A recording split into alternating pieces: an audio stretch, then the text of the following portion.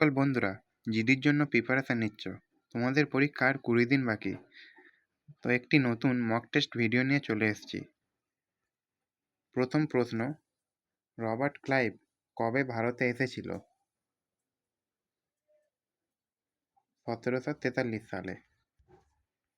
2 নম্বর question, প্রতি বছর কোন তারিখে ভারতীয় সেনা দিবস পালিত হয়? 15ই জানুয়ারি। 3 নম্বর কোশ্চেন, এর মধ্যে কোন ভারতীয় শাস্ত্রীয় নৃত্য যোগই একটি প্রধান শৈলী? মণিপুর। 4 নম্বর, কুম্মির উৎসব কোন রাজ্যে পালিত হয়? কুম্মির উৎসব তামিলনাড়ু রাজ্যে পালিত হয়।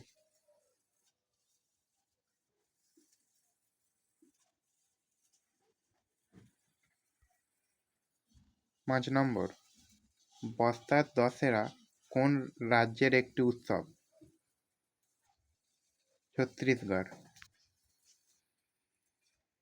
5 নম্বর। 6 নম্বর, জাওয়াই কোন নদীর উপনদী? জাওয়াই হলো লুনি নদীর উপনদী। 7 নম্বর,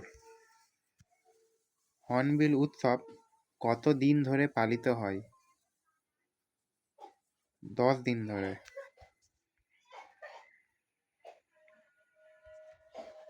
8 নম্বর, ডক্টর কনক রেল কোন নৃত্যের সঙ্গে যুক্ত? মোহিনীঅট্টম। 9 নম্বর, জনসংখ্যার বিচারে ভারতের ক্ষুদ্রতম রাজ্য কোনটি? সিকিম। সবচেয়ে ক্ষুদ্রতম আয়তনের দিক থেকে গোয়া।